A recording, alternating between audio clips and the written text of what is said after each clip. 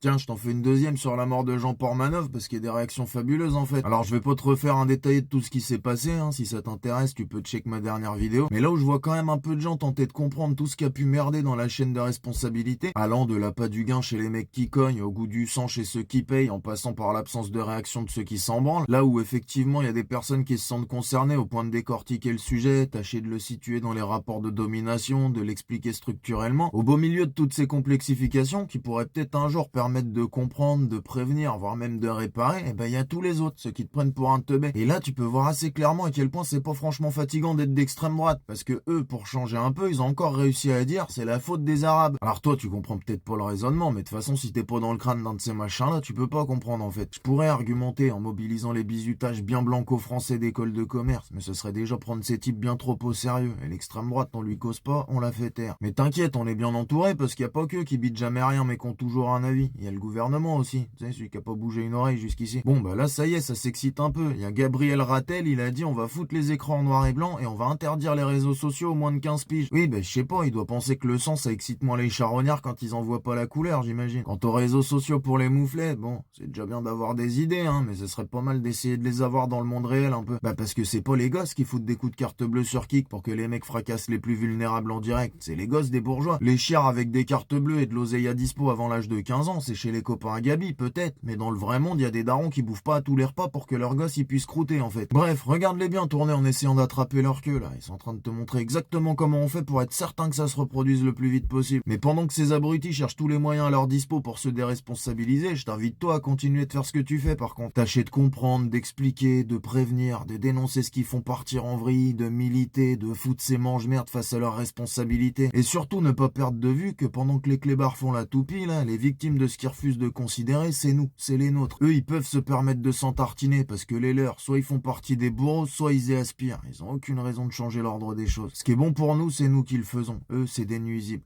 Et un jour, faudra peut-être comprendre que ce qui nous ferait pas de mal, c'est de se débarrasser des nuisibles.